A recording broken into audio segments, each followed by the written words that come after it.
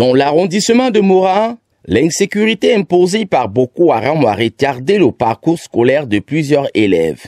Beaucoup ont abandonné les études par manque d'actes de naissance. Bien plus, le décrochage scolaire est accéléré par le phénomène des enfants sans acte de naissance.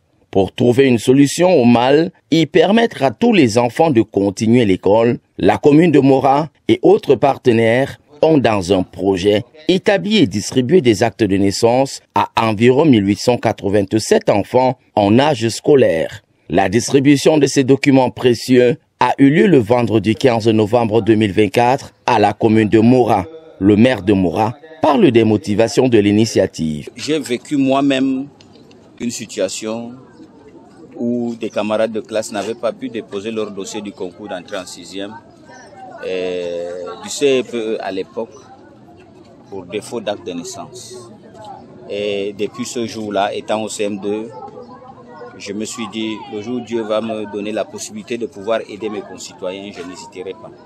C'est pourquoi depuis 2022, nous avons pu établir l'année dernière environ 7000 actes de naissance. Cette année, nous sommes à 1887 et le besoin est encore énorme. L'inspecteur, dans son propos, a dit tout à l'heure que, à date, il m'a déjà transmis une liste des élèves de la CIL jusqu'au CM2, une liste de 16 000.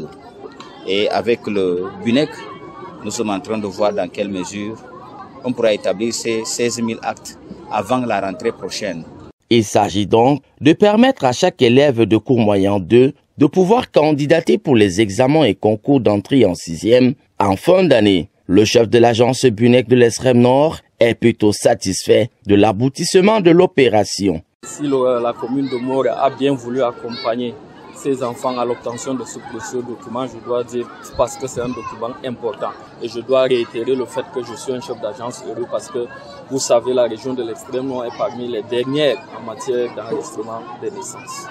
Très contente, la communauté éducative, quant à elle, salue le projet. L'acte de naissance est d'abord le premier diplôme de l'enfant. Parce que sans acte de naissance, on ne peut pas parler de l'existence légale d'un élève ou bien d'un individu. Donc, cette opération est opportune, elle est la bienvenue. La délivrance et la remise de ces précieux sésames est un motif d'encouragement pour les élèves et un ouf de soulagement pour les parents qui voient leur charge supportée par le projet.